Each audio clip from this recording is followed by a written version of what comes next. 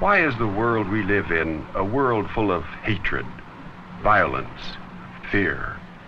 A world of competition, seeking attention. It is a world seeking pleasure and excitement.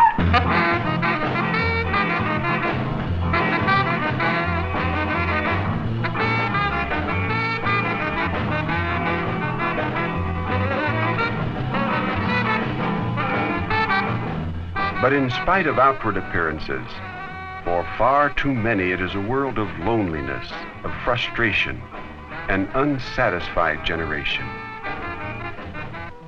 Why do many fear loneliness? Do they somehow sense that loneliness breeds insecurity and frustration? Is this their only heritage in life? What's the matter with you? Why are you so down? You only live once. Live it right. But what is right? Well, I don't know. How else can you find out? I just feel like getting everything I can out of life. Me too. But I want a nice life. A happy one.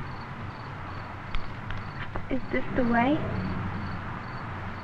I wish someone would really tell me.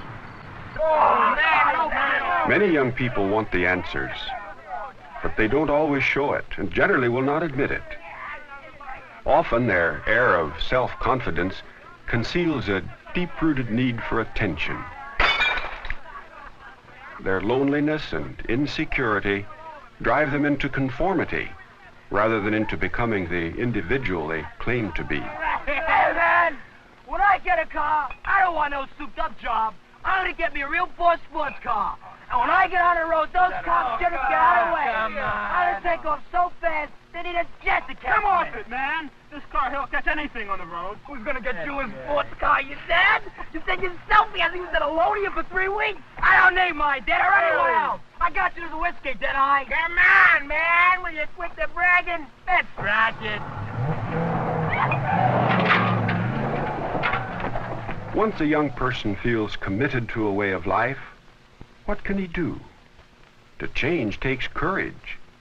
It takes conviction that his present course is frustrating and dangerous. Where can he turn for the answers?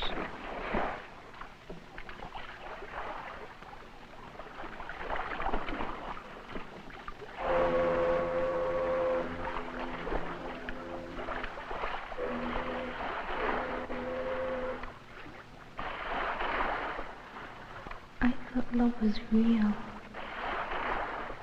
How could I know? If Mother had only told me. If she hadn't always made me feel so alone. I'm so mixed up. I can't face it. I'd rather be dead.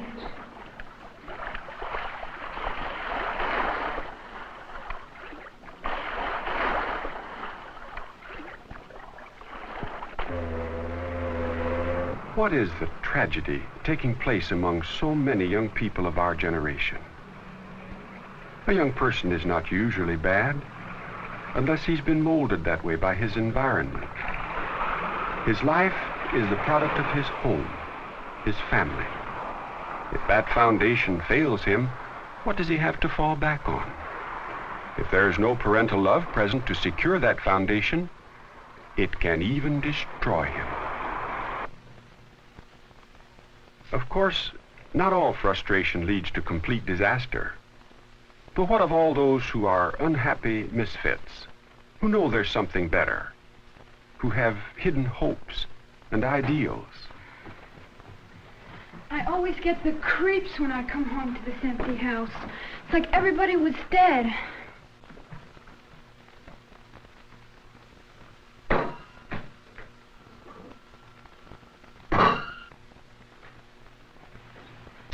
Mother's probably off making an impression someplace at one of her clubs.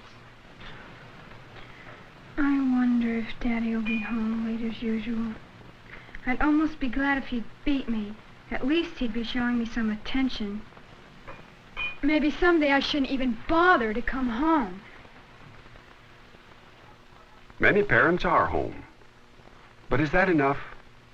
Children need attention.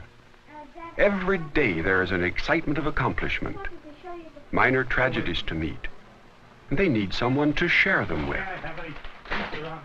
A series of disappointments, separating father and son, can start the child down that lonely road that plunges him into frustration.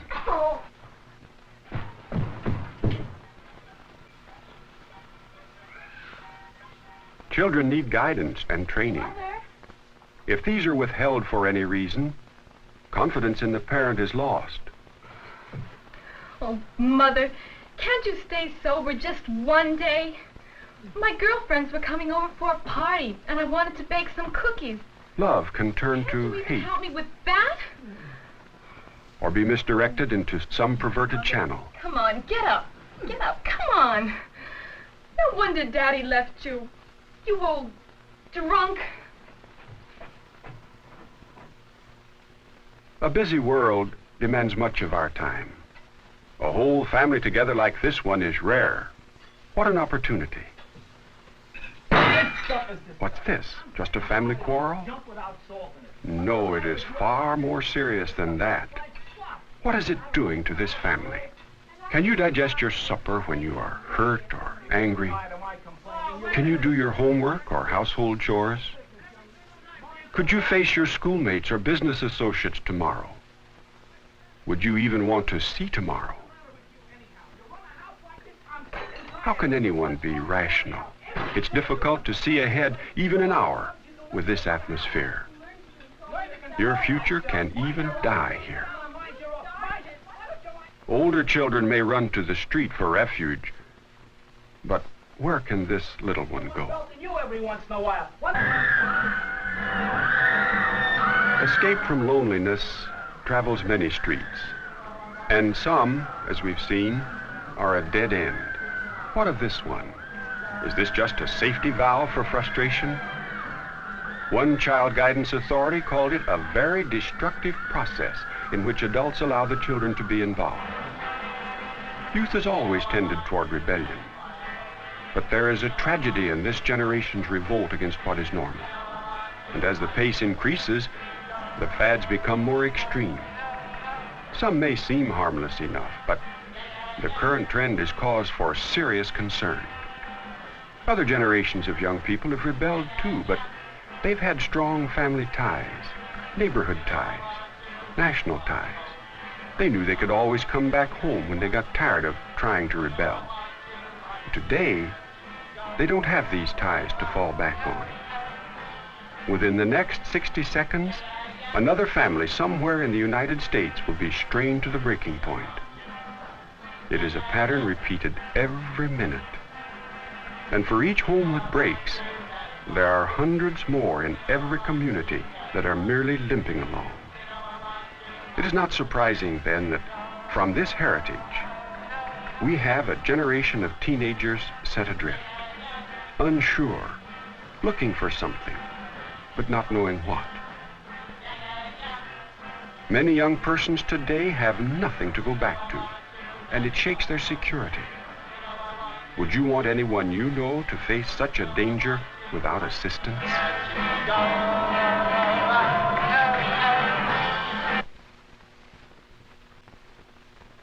I'm so glad I do have something to fall back on. I know some of my own schoolmates have faced some of the problems you've just seen. It disturbs me very much. But my father and mother have been very kind to me. They have given me a standard to live by. They have introduced me to a source of right principles and security I never want to be without. And I feel somehow that I should do something too. That is why you may see me sometime calling at one of our neighbors, like you see me doing here. To see me, you might think she's probably borrowing a cup of sugar or going to see a girlfriend. But I'm doing something that I enjoy more than anything else in the world. I'm talking to them about the security I feel in life. I'm talking to them about the Bible. That's my girlfriend. I studied the Bible in my spare time with her in her home for a while, and now she's going along with me. She was all mixed up at one time, But now, we sure have good times together. Children whose home life is complete are satisfied, like this young French girl. Security in the home frees their minds to develop those qualities that will make them mature men and women. The intimacy of such close family ties opens many opportunities for loving guidance. This creates a secure future for these young ones by giving them a moral code they can rely upon. But is the source of such a moral code just a happy and well-regulated family? What heritage is it that can give a child the stamina to stand up for right principles, the security he must have for a happy and honorable life? Is it beyond our reach? Bonjour. J'ai le plaisir de participer. This young French boy is talking to a stranger. He's talking about the Bible. Why? Because it is a part of him. His desires are expressed here. He's found a basis for confidence and hope. The Bible is real. It is alive. It's warmth to him. No matter where you might be, the Bible is a universal book. In France, or Britain, or the United States, its appeal is to all kinds of men. It provides a foundation for men from all walks of life, for men of all nations. Following Bible principles builds a solid family foundation. These principles maintain strong family unity. Bible principles establish the proper relationship of the family members. They draw father and son together. They make training a pleasure and work a source of accomplishment. But putting the Bible into your life doesn't mean taking out all the fun. It really sharpens your zest for everything you do. It adds balance and sanity to living. I'm worried, Pink. All right. We shook him up enough. Shook him up enough, Pink. You got him. Come on, Pink. You got him now, Pink. Come on, Pink.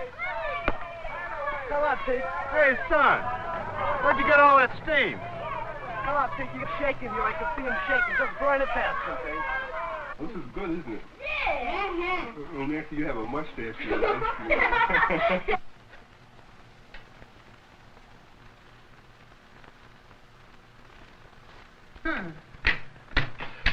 Oh, boy, look at that.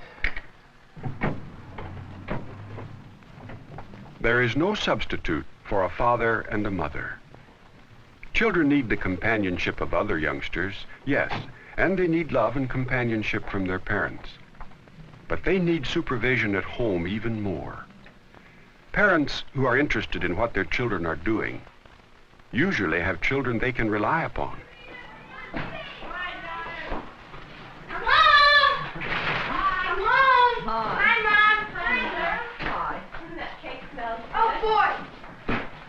You just get out of there. Did you have a nice time at Mrs. Brown's this afternoon, Mother? Oh, I had such a good time, Janet. She's making real progress in her home Bible study, and today she had her neighbor in for the discussion. And she said she never knew the Bible could be so interesting. That's wonderful. Oh, that frosting looks so good. I wish mine had turned out as nice. Yes. Can you help me with my steam, please? Well, I think we'll have some time before supper if you help me with the salad. All right, I'll go wash my hands. Okay.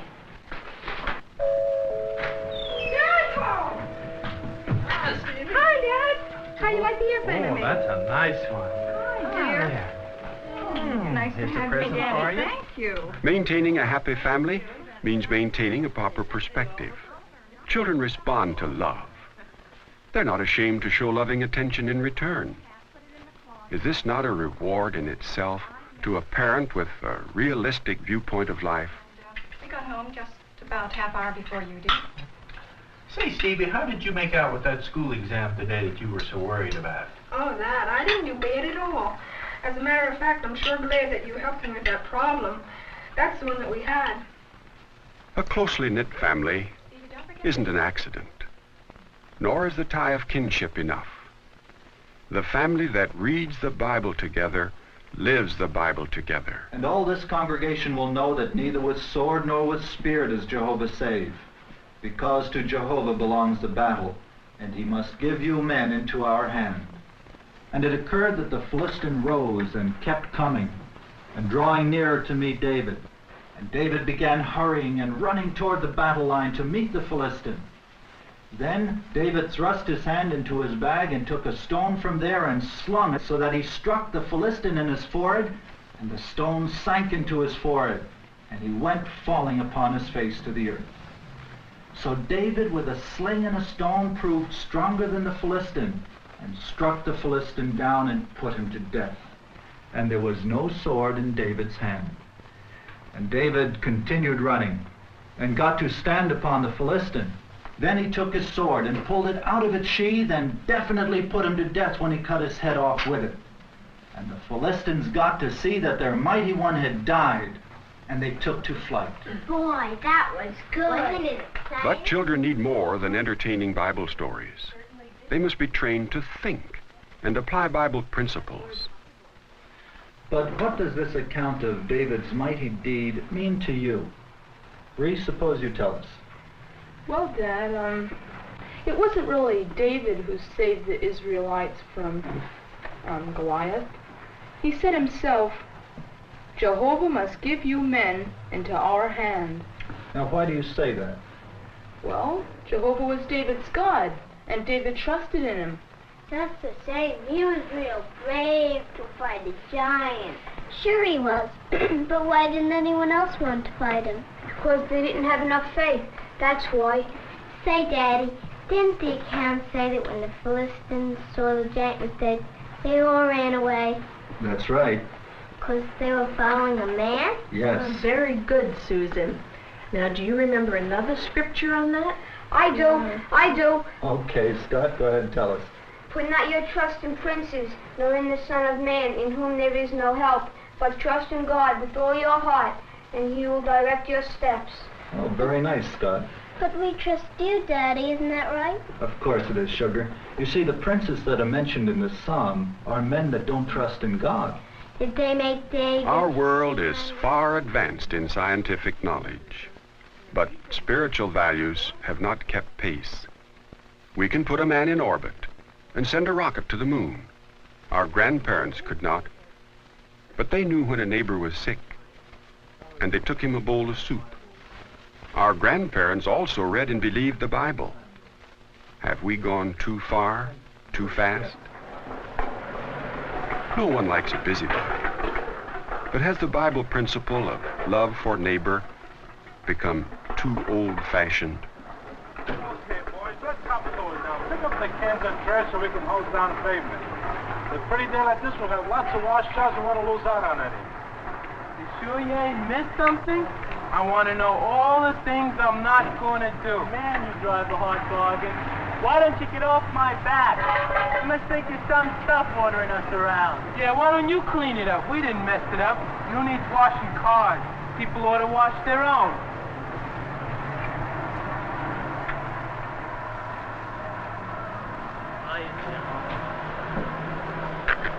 I wish someday someone would set my old man straight. Who does he think he is anyway? Joe, I'm sorry, but I sure can't agree with you. I couldn't help but overhear the conversation when I drove in. Tell me, what are you trying to prove? That's your father. Why should you try to hurt him? Ever start to think about the way he feels? He wants a clean station because it means more business and a better reputation. Look, Jim, you don't understand how he's always on our backs. I can see how hunchback you are. Seriously, there are a lot of boys who'd like to work here on Saturdays, but you owe your father a lot in life. Yeah, but Now, is he really bad? Why, everybody in the neighborhood likes him. He's really a good guy, always helping people out. You fellows aren't really so bad either, so what is all this? Other guys have off. They don't have to work weekends and they don't get bossed around. You're considered funny if you just take things. It's yes, sir business and all. You consider me funny? You're different. Why? Well, people expect you to be proper. People should expect everyone to be proper. A man has to have... Showing respect for proper authority seems difficult for many young people. There seems to be a sort of resentment against it. Even when parents are sincerely interested in their children and try to understand them, there's often a gap that develops between their thinking. But if an encouraging word spoken by a good friend at the right time can help fill that gap, Isn't that the neighborly thing to do? My dad taught me it's good to have concern for one another, and I believe that. Wow, I'd better run. My mom's waiting. We've got things to do with Dad today. We'll see you fellas around. Hey, and don't leave any of those cans. Bye, Jim. So long, Jim. Well, come on. What are you waiting for? So long.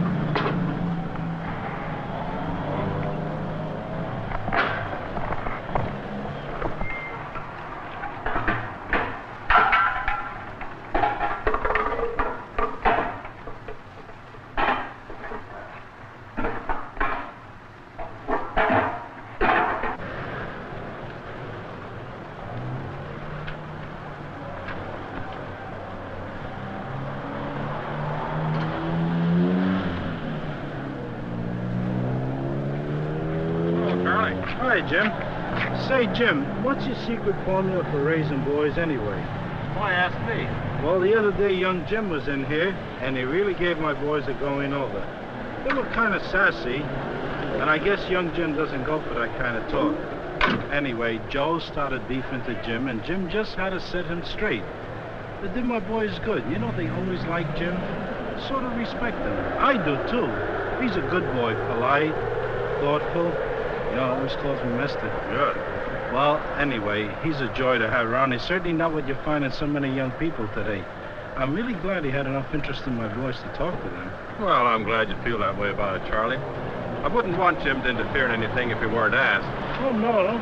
But as for raising children, you know, I used to have a lot of trouble with young Jim, too. No kid. But we began to study the Bible, and Jehovah's Witnesses helped us to see that the Bible puts the responsibility for our children on us parents. And now that young Jim has become one of Jehovah's Witnesses, too, well, I can reason with him. Of course, as parents, why, we need a lot of help, too. You're telling me? And companionship with one's children is so vital today. And I've found that Bible discussions, shared with the whole family regularly, has helped to bring us close together. There's so many things to talk about.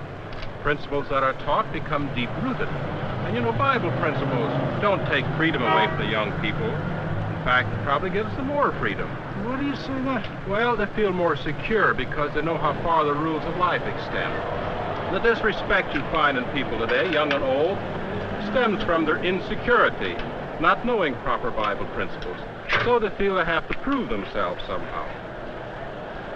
When they are secure, well, they can afford to be more generous then with their time as well as with their manners. I know that young Jim was glad to help out your boys the other day. It was good to see that they appreciate it. Say, why don't you come over to our home tomorrow after you close up? It's our regular night for getting together as a family and talking about these very things.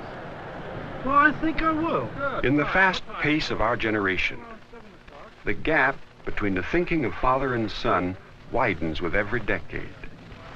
It's too great to bridge without a controlling standard that both can accept and respect. The Bible provides this standard. It served successive generations for over 3,000 years. Can our generation be so different that the Bible is no longer adequate? A jet plane moves faster than an ox, but the men at the controls of both have the same basic emotions and the same common needs. And neither is sufficient to himself. Why cannot the same standard serve all men? The Bible book of Hebrews chapter 4 verse 12 says, "For the word of God is alive and exerts power and is sharper than any two-edged sword and pierces even to the dividing of the soul and spirit and of the joints and their marrow and is able to discern the thoughts and intentions of the heart." Can a better guide for living be found even in our modern space age? Whenever I'm faced with a problem like that, Billy, I like to see what the Bible has to say. Its standards are pretty sound, you know. We've broken away from Victorian standards. They're just a guilt complex. Puritanical standards of the Bible aren't good form anymore. What makes you think the Bible is puritanical or Victorian? Well, it is, isn't it? No, there's nothing narrow-minded or bigoted about the Bible. The Bible's very frank. That's why Jehovah's Witnesses study it so carefully. But let me ask you, Billy, how many times have you changed your sense of value since I've known you? Well, that's all a part of growing up, I guess. But life's not an experiment. It needn't be anyway. It's true the Bible sets a high moral standard, but did you know that every bad concept of living is discussed someplace in the Bible as a bad example? And I know you don't want to end up the way those people did. Oh, I believe in enjoying life. Hi. Well, so do I, but you don't have to break God's laws to enjoy life. My family really enjoys living. But why isn't the world better then if so many believe in the Bible? Sure, why not? The world doesn't follow the Bible. Don't expect the majority of those you meet to really believe its standards. But you can, because thousands of girls our age who are Jehovah's Witnesses are doing it. And if you do, you'll have something that half this world is searching for and not finding. What do you mean? What do you mean by that? A peace of mind and self-respect. Something half the world is searching for and not finding. Peace of mind and self-respect out of the mouths of children. But the newer generation speaks only what it learns from the older generation. It may be agony and frustration, or it may be security and peace of mind. It may be loneliness and disappointment, or it may be happiness and fulfillment. It may be bitterness and hopelessness, or it may be an abiding faith and confidence in the future. Our young people today face a world that is full of violence, hatred, and loneliness. But there is also to be found security and contentment. As the Bible says, there is no fear in love. Perfect love throws fear outside. This is our heritage and our children's. It can be a happy heritage if Bible principles are taught and followed. But good or bad, its shaping is in our hands. The future of our young people today depends upon us. Their happiness must be our happiness. The newer generation will speak what it learns from us. And their lives will be richer and far more meaningful if we secure for them the future that most young people are really seeking. Peace of mind and self-respect.